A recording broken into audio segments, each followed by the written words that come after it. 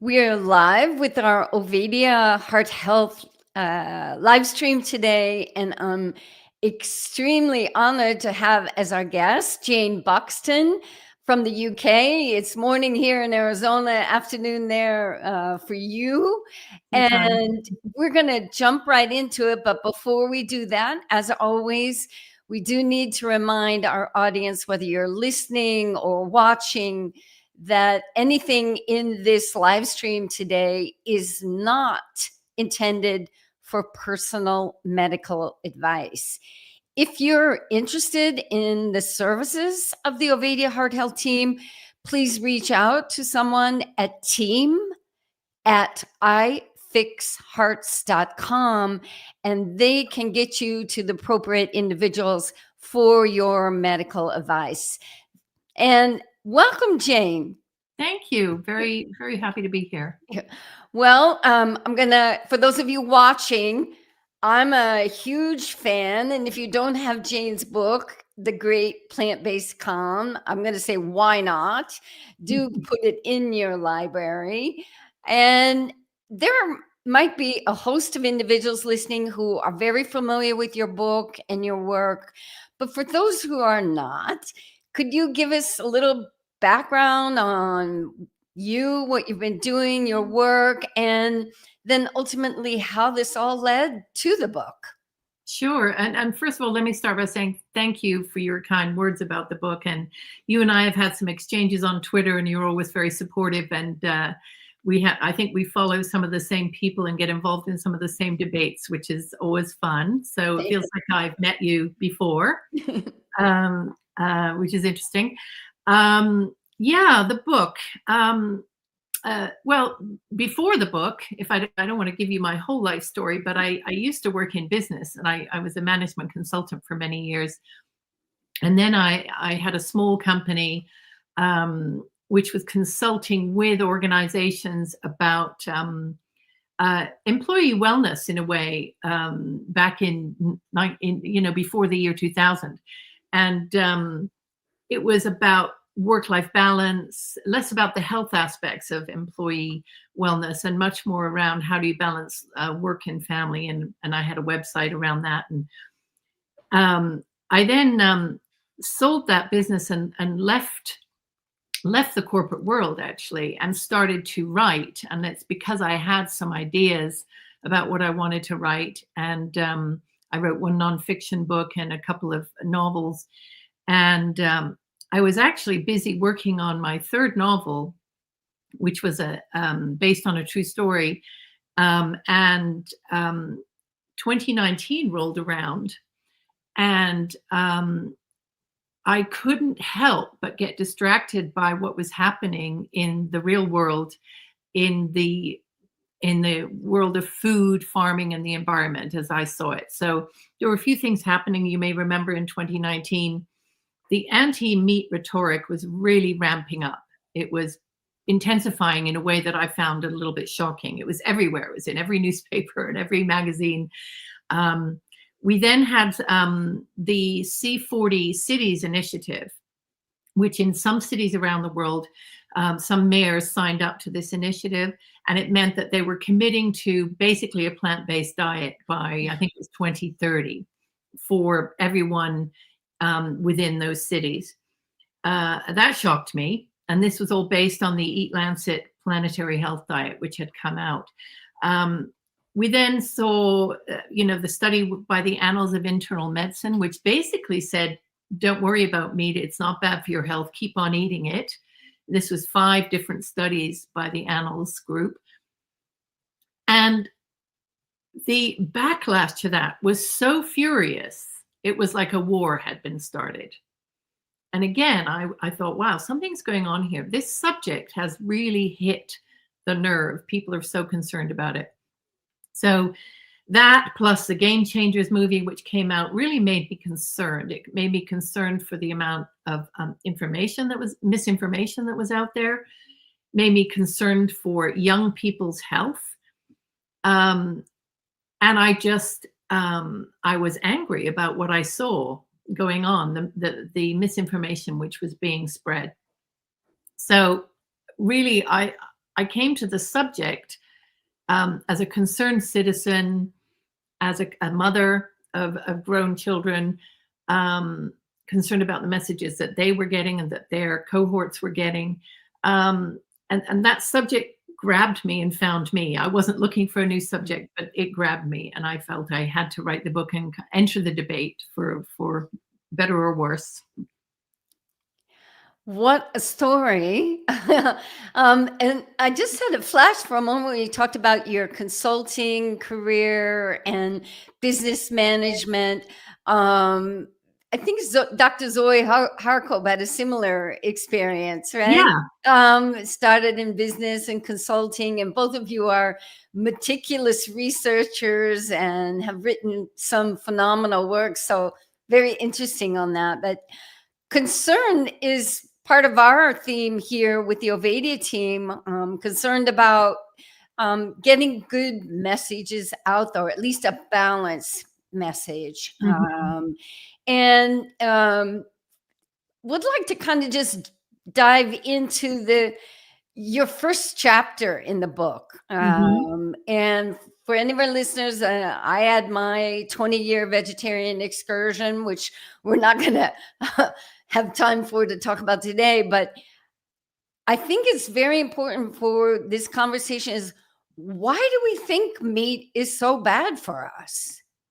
Yeah, it's a mystery, and yet it's not. I think we've been fed quite a lot of information around two particular aspects of meat and health. One is that meat will cause heart disease, meat eating, and the other is that it will cause cancer. So I'm going to deal with those slightly separately, and the chapter deals with them separately. The heart disease link, I think, and there are many people who've written incredibly eloquently about this before me, so I'm really standing on the shoulders of giants here. People like Nina Tay Schultz and Gary Tobes have documented very carefully the history of research around cholesterol by a scientist called Ansel Keys, who initially made the link between cholesterol in the diet, cholesterol in the blood, and then also linked in saturated fat into that framework, and decided that this was the main driver of heart disease. And he did several studies, but one of the most famous, two of the most famous ones are the 6-country study and the 7-country study, which purported to show this link that, saturated fat and cholesterol were driving heart disease. And this was based on several countries. But what happened was later, even at the time and later, other researchers found that if you looked at different countries, that link ceased to be there. So that association between saturated fat, cholesterol, and heart disease ceased to exist. But the belief in that persisted. And it still persists today. Still does. Even though countless researchers have come forward with counter information, even though studies have since been done, and a few of them are documented in my book.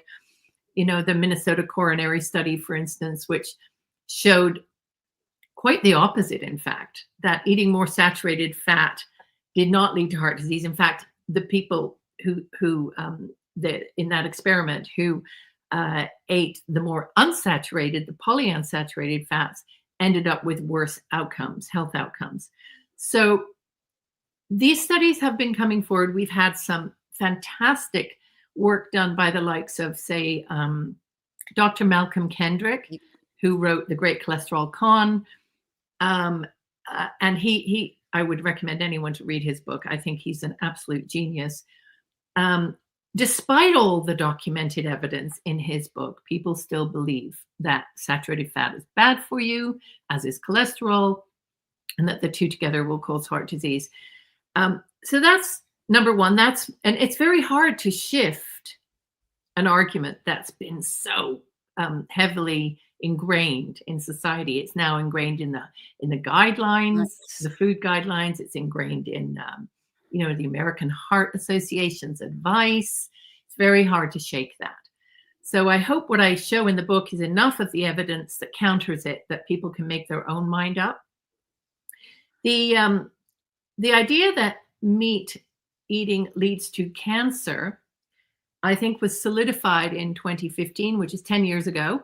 So it's appropriate that we're talking about that now. No. In the study that was done by the WHO and their cancer research arm, which is the IARC.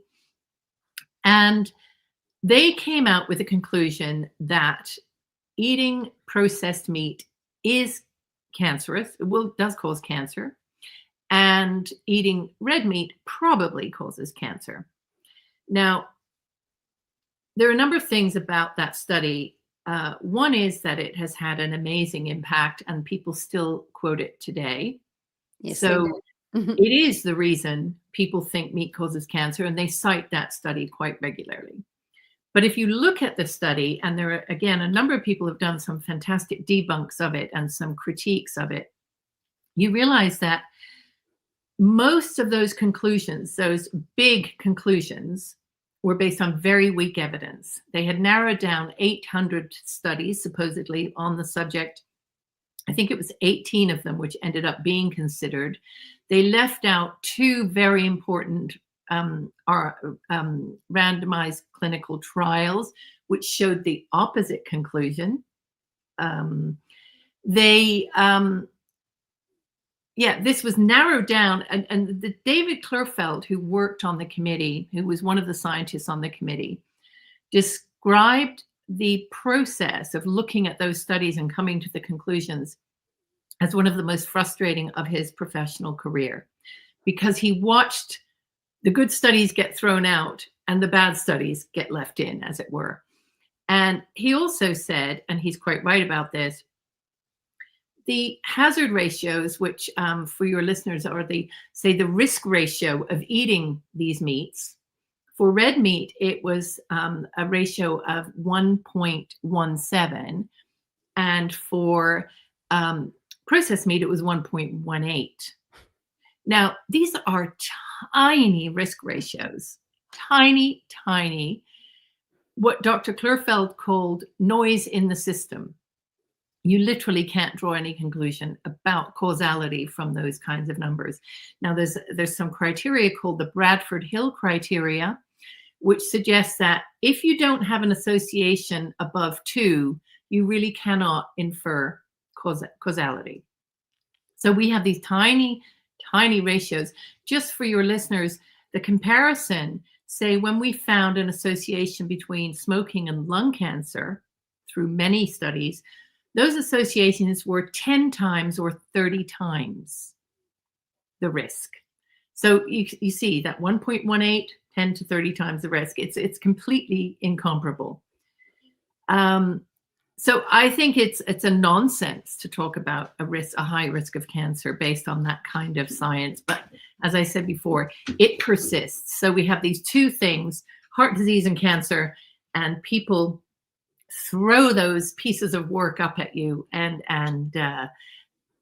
still today they have such power. What did they say? Mark Twain said, a lie is halfway around the world before the truth has put its boots on. And this is what's happening. The lie is way around the world. It's everywhere, and we have to just rein it in. Absolutely. And this is a wonderful description of these 2 overriding themes that still remain hard, fast dogma across the globe. I know we're speaking to us from the UK. We're here in the United States. But it's this message that meat is bad for us is everywhere.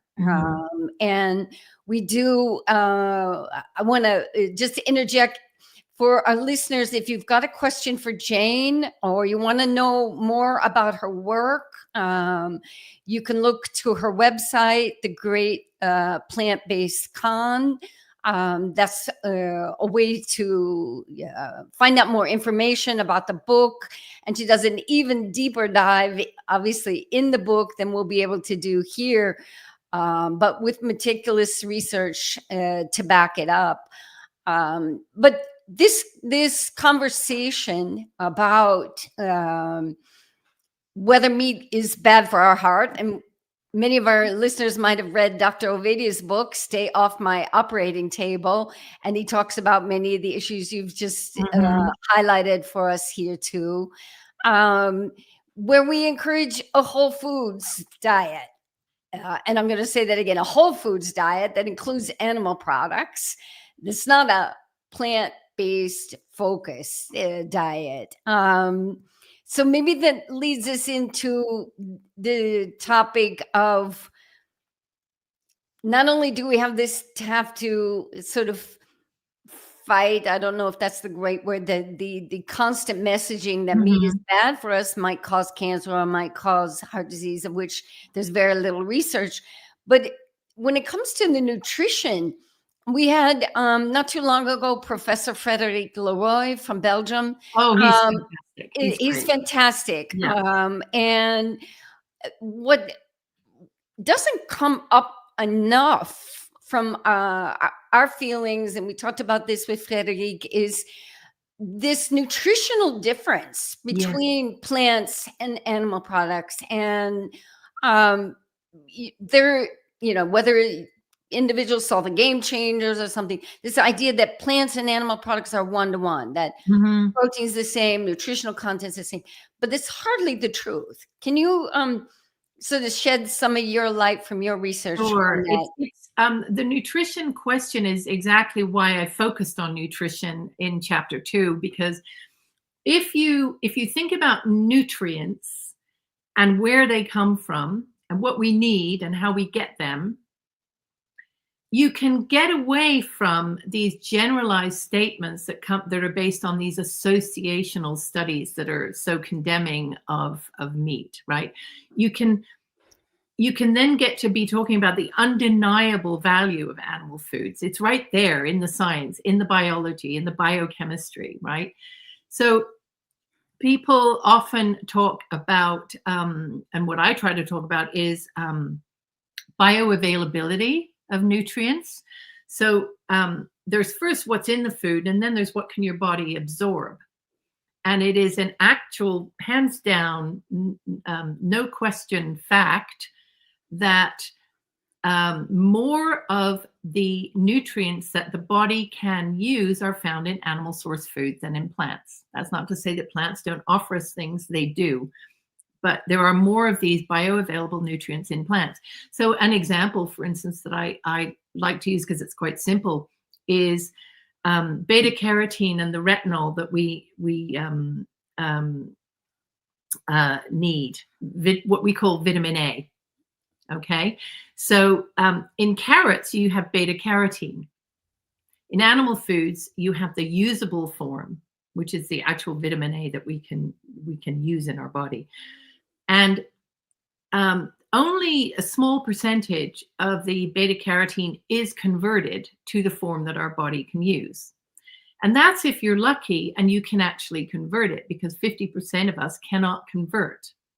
So if you are a vegan relying on carrots, for example, for your vitamin A, you're not going to be getting it, and you don't have this ability to convert, you probably won't be getting any. So you'll have a deficiency. And when writers and nutrition journalists write about this, they very seldom mention this bioavailability unless they're very high quality researchers into this topic. The same is true of vitamin D2 and vitamin D3. So vitamin D3 is converted in the liver much more readily than vitamin D2, which is the one from plants.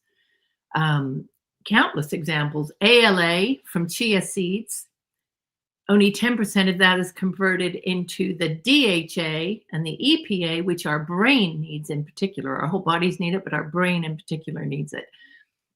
So this is something people need to be aware of: bioavailability, convertibility, quality of the ingredient of the nutrient is a very important factor in choosing your foods. Now, this quality argument also applies to protein. And people may be a little bit more familiar with the fact that plant proteins are not completely equivalent to animal source proteins. But still, I'm always surprised at the level of ignorance conveyed in the nutrition writings in the newspaper or on TV, that the question of bioavailability and completeness is not necessarily discussed very much. So for simplicity's sake, animal proteins have all of the essential amino acids that we need to convert those to protein in our body, protein synthesis, whereas plants are always short of one or two of those essential amino acids. So you really need to be eating combinations of plants together to get all those amino acids. You also need to be eating a lot of them. I think in the book, I provide an example that the same amount of protein that you might get from a 6-ounce steak or a piece of chicken, you have to consume something like 600 grams of chickpeas or a kilo of quinoa, which of course, as you and I know, that has a heavy calorie content. It also has a heavy carb content. And therefore, it's really not feasible for somebody who maybe has diabetes or pre-diabetes or is carb intolerant, poor metabolic health. So, you know, the idea that these proteins are equivalent is really is a very dangerous one. In fact, I just bought the other day a book because I was at an event and the book was being sold, and it's about the power of beans. And there are some beautiful recipes, about 150 recipes, all based on beans as the main star of the show. And throughout the book, you have these comments from doctors and nutritionists and chefs talking about the benefits of beans. And one of the benefits that they bring up is protein. And at no point in the book are people told if their source of protein is beans for the day or for the meal, they have to eat rice with it or bread, and they have to eat a lot of those beans in order to get their protein. So we're being sold a complete myth here that these lovely beans are equivalent to a piece of steak. They're not. It's a fact, they're not. And this is such an important conversation on an individual level, but also on a company level. Mhm. You know, many companies, you know, follow along on, oh, let's do the meatless Monday, or the, Mhm. you know, we must always be promoting a vegetarian, let's say, dominant food sources here. But many things that you just mentioned, for instance, if you're going to have to have a, you know, 300-400 grams, I can't even remember what it was, of quinoa, or I A think kilo, a kilo. a kilo basically. I mean, who's going to sit down and eat that? And Yeah. again, our conversation around nutrition has to start to include this bioavailability picture. Mhm. I think one thing, and I'm sure you're following this as well, which is helping the conversation a little bit, is this blossoming of metabolic psychiatry. Dr. Georgia Ede, Yeah, Dr. Christopher Palmer, the yeah. Bozicki group, in at least talking about good brain health and good brain nutrition, which includes animal products, because of this bioavailability. Through Mhm. turns out this ALA needs to be converted to DHA. And for any of those are black box terms, I would encourage you to dive a little bit into the bioavailability piece. Dr. Zoe Harkob talks about it a lot. Chris Kresser, a long time paleo but Yeah, functional medicine researcher, talks about it a lot. That this should be as much of a conversation as anything, because ultimately our nutrition should be for performance. It should absolutely. help us have good metabolic health, which is our emphasis here at Oveda Heart Health Team. And it should provide us those essential nutrients. Yeah, absolutely. And I was having a little bit of a daydream about if I had a company now, and if I was um, trying to help my people have better health. A lot of companies, the bigger ones, provide snacks and meals in a company kitchen, and you'll get the beginnings of meals, or you get snacks all day or whatever, and they tend to be plant-based things or junk. So, the breakfast that's laid on is generally, boxes of cereal with some milk. Okay, the milk's all right, it's got some protein in it. Or pastries, donuts, whatever, or bars of chocolate, or those, granola bar type things. And I have this fantasy that there'll be a company that will actually lay out things like cheese cubes and meat snacks and fresh cut vegetables, or the beginnings of salads, and dairy based products, and just generally take the junk off the table and have a very clear idea of why they're serving those other things, because all of those things would be better for employee concentration. You wouldn't get people having the sugar and then crashing and not being able to concentrate in the afternoon, and all of those things. So laying out that kind of healthy meal, healthy snack table, and then being ready and prepared with the information if employees come and say, well, why have we got this? Why don't we have vegan snacks? Or why are we serving meat at all? Being prepared with that basic information about bioavailability. Okay, that piece of meat is going to give you 25 grams of protein, of which it's all bioavailable, compared to, say, this other thing over here, which has very little and is not bioavailable. So I think companies need to have confidence in the information and be prepared to put their money where their mouth is, really. That is a fantastic example. And not that for our listeners, I didn't tee Jayne up, but I would say, if you want to know more about the work that we're doing at the Ovadia team, check out our website, ovadiahearthealth.com/wellness, where we have a case study, and I'll share an example. We have a case study on a manufacturing company we're working with, and we're probably this week going to be coming out with our second case study of a dental firm in Oregon. But download those for free. And it was wonderful in this recent one with the dental firm. Our lunch, we all had lunch together. And what did we have? We had beef brisket, we had pulled pork, we had avocado, and it was just a delight. And to see the results on that, and just anecdotally, during our 6-month program for them, they did not have any sick days. Wow. And yes, it's anecdotal information, but this is a time of year when those things can happen, and very interesting to see how subtle changes can have a positive influence in a company. And you have that discussion, and what better way than sharing food with individuals to have the discussion about protein, bioavailability, and everything. So I would like to, that's a great example for anyone listening to. And again, if you want, ask Jayne a question, put it in the comment.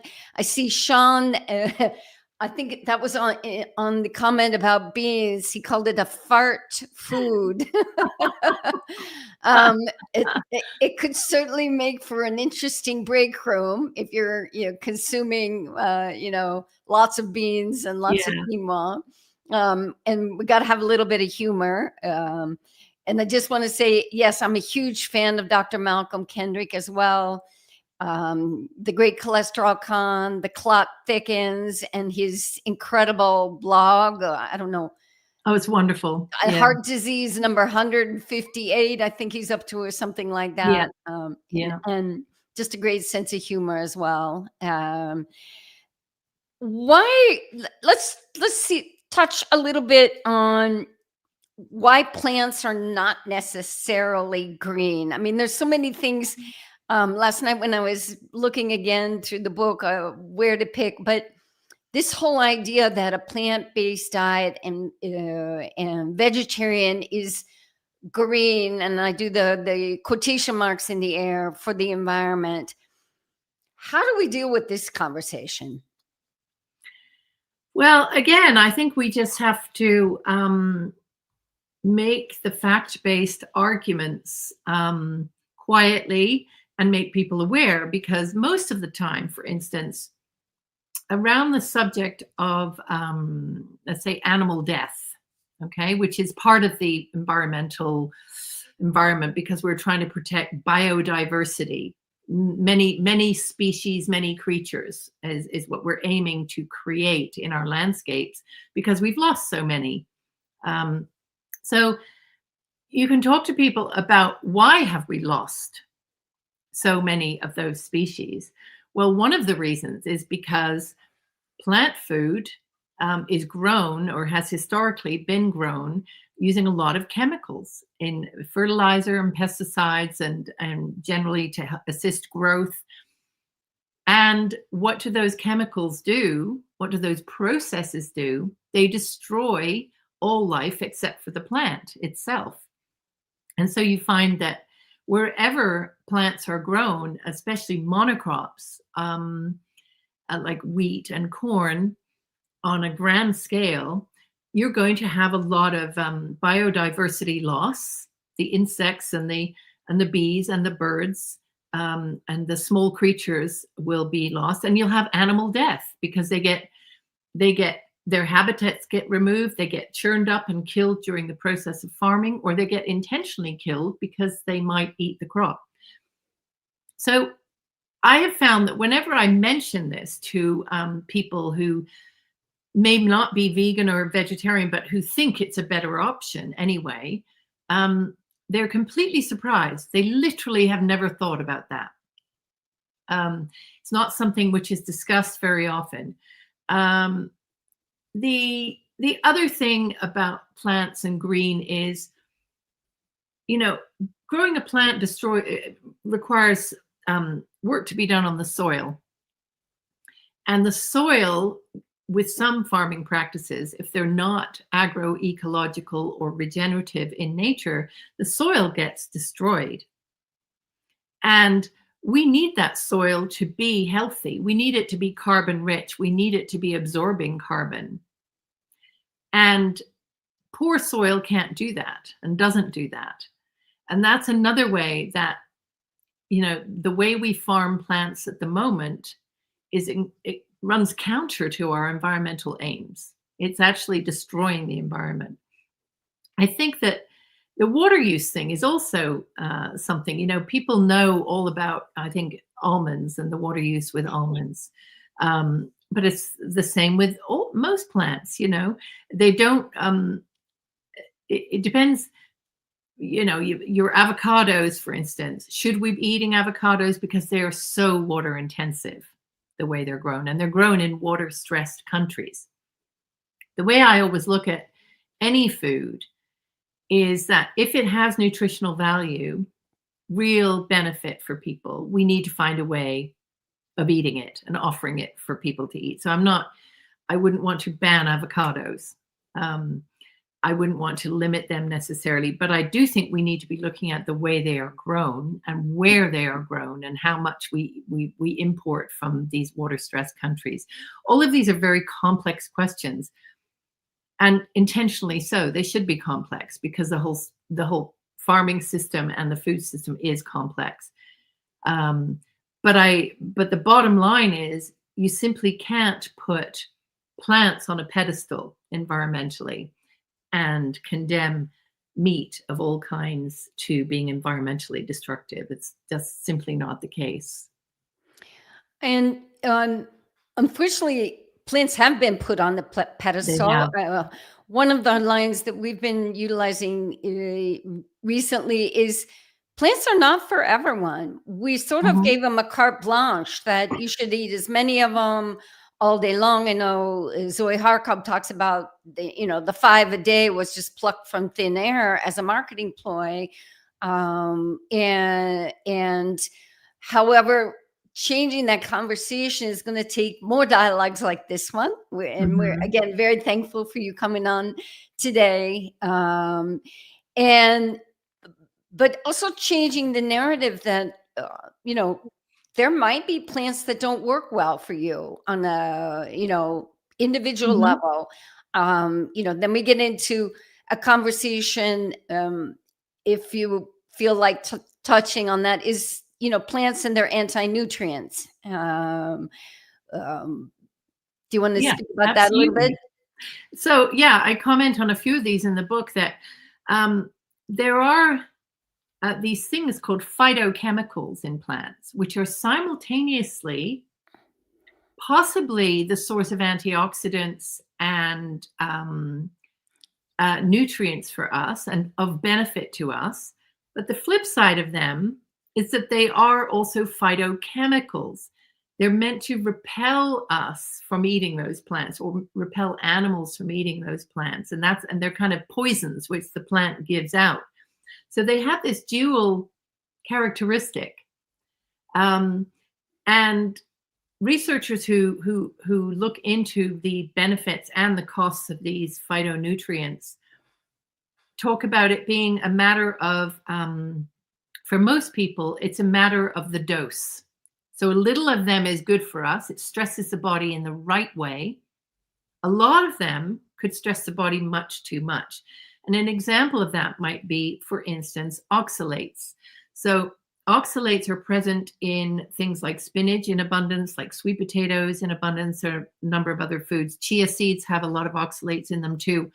And they can cause crystals to form when they're eaten in excess, and by a person who is particularly sensitive. They can cause crystals to form in your organs and in your joints, and they can give you arthritic type tendencies.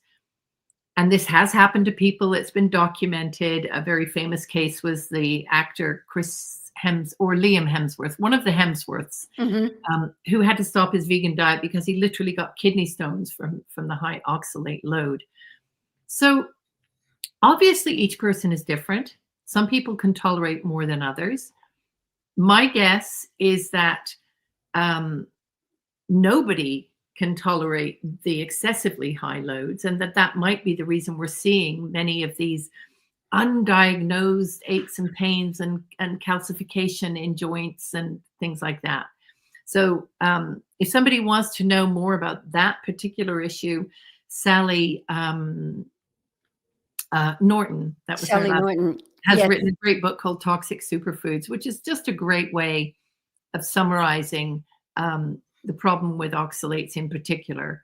Now, again, it all depends on the person. I think carnivores, if we want to talk about that for a second, Absolutely. carnivores who do not eat any plants and have found great relief from various symptoms, whether it be mental health symptoms or joint pain symptoms, for example, or gastrointestinal. They found that by eliminating all plants, they feel better. Now, clearly, for those people, they have absolutely no tolerance for these toxic substances in the plants, and they are much better off relying on animal source foods. And nobody can deny that. Um, it's not for me as a diet. I love vegetables. Give me a half a cup of blueberries and a salad, and I'm in heaven. I love that alongside my animal foods. But for people who find that kind of relief and health benefit, I think it's fantastic that they've been able to do that. And the mental health benefits of cutting out plants and being on a totally ketogenic meat-based diet are beginning to be really understood, as you say, with the work of people like Dr. Georgia Ede and Chris Palmer, and also the group Metabolic Mind, which Yes. is Jan Ellison, who really started that that charity or that movement based on her son's own experience of managing his bipolar with a very meat-based ketogenic diet. So we need to be open-minded about these things and not put these plants on a pedestal for everyone. For some people, they need to fall right off that pedestal. They're kind of poison for them. Absolutely. And we, within the Ovadia Heart Health team, and again, if you want to know more about our employee wellness programs, ovadiahearthealth.com/wellness. You can also download our case studies. We have several, I believe we're up to 7 now, white papers, also for free. Latest one on resiliency in the workplace.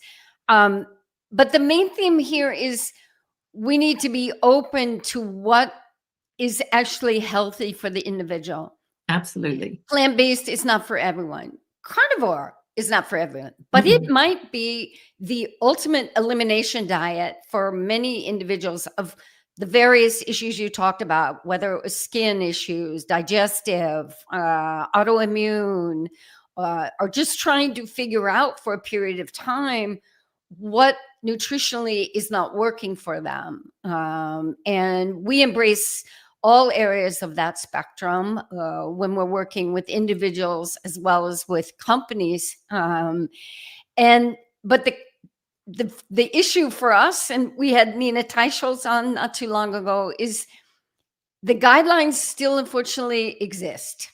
Yes. The nutritional guidelines, and for employers, for schools, for hospitals, for the military, for educational organizations, they are still the gospel, and they are unfortunately pushing a very hard plant-based, high carbohydrate diet. And from our perspective, we need to flip that pyramid, but we still have the pyramid.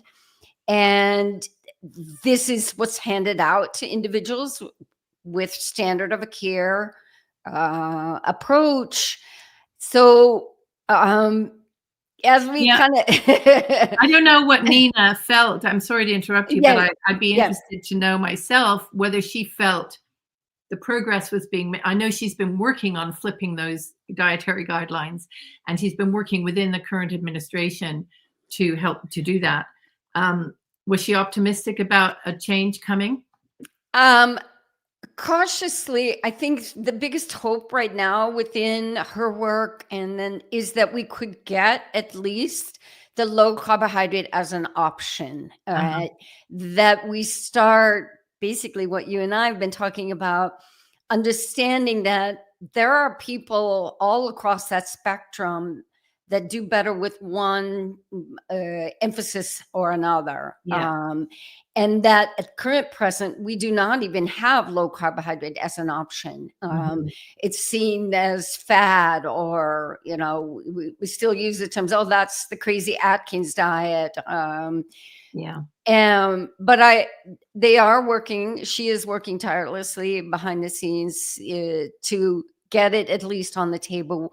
We will see. There are a lot of forces to go up against. And our hope with the Ovadia team is that we work on an individual, changing, one diet, one family at a time, one person, and maybe now one company at a time. Is there anything, Jayne, as we sort of get closer towards the time here, that you really wanted to share with our listeners or felt that we hadn't touched on in this short amount of time? I want to encourage everyone, if you don't have our book, get it. It's a wealth of information, and I think it's important for your own knowledge base, but for the broader conversation. I think I would want to reiterate something we touched on earlier, which is how do you persuade people? How do you have the conversation? How do you make change happen? I've struggled with that a lot in the past 5 years since, 6 years since I started writing the book, but say 3 years since it came out. Because I think I naively thought at the beginning, if I just lay the facts in front of people, they're just going to come around, and all of this nonsense will stop. And some government minister is going to read this and realize that he's been mistaken or she's been mistaken, and it's going to be, and I will be able to breathe a sigh of relief. Of course, I didn't really think that naively, but I had a vague hope that the facts would help. Of course, that doesn't happen at all. It doesn't happen at all.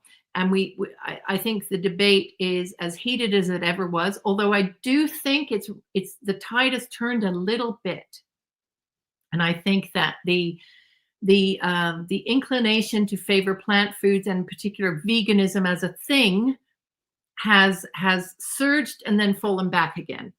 So it surged to about 7% of the population. It's now back below 3%, I think, because people have maybe tried it and they didn't like it, or they couldn't make it work, or they didn't feel well, or they just found it too difficult, or whatever reason. So I think we are sort of holding our own, as it were.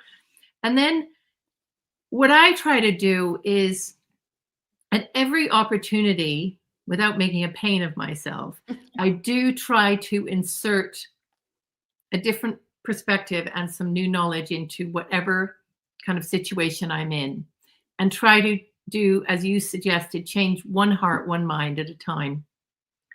And it's a long road, and sometimes you get exhausted when somebody says to you, "But meat is bad for you, isn't it?" Again, you know, you just sort of, you want to throw up your hands and, get so frustrated. But I think just keep going with the messaging. Just keep going, and also live it.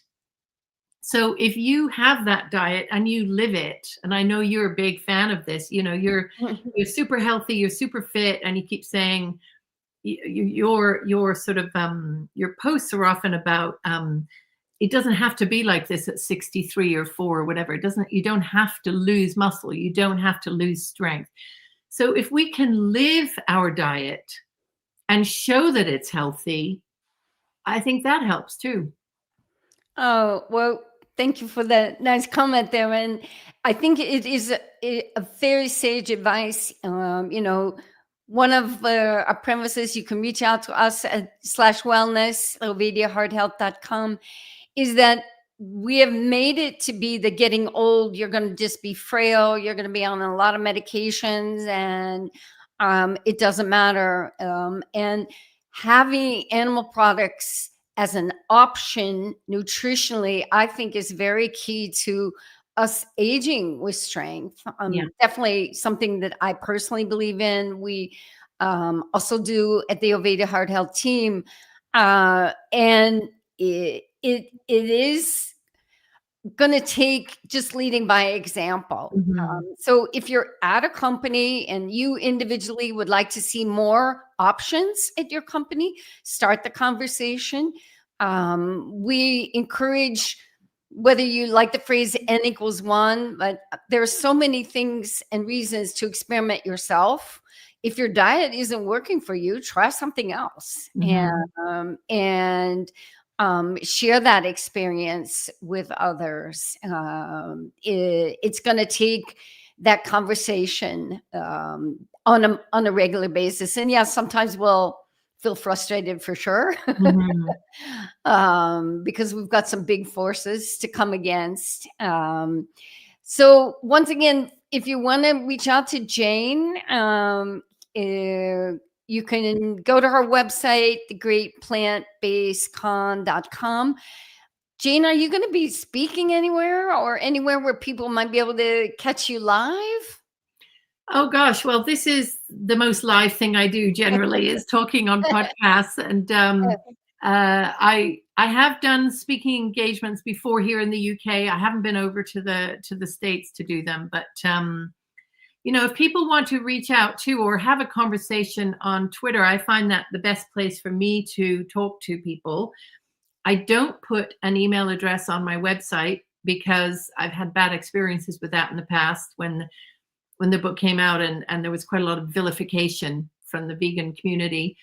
but I'm very happy to take DMs from people who are interested in more information or ask a question or whatever on Twitter. And I'm Jayne Buxton on Twitter. It's very easy, or on X, I should say. It's easy to find me. All right. And, we just briefly touched on so many of the pieces, again, within the book, which goes into much more detail, and to encourage our audience to keep, posing the question and keep challenging the conversation that meat is bad for you, because for some of us, it might be just a great nutritional The best thing ever. The best thing ever. Well, thank you so much for joining us. Thank you. And keep up the great work. I will. Thank you. Thank you. You too. We aim to do it. Okay.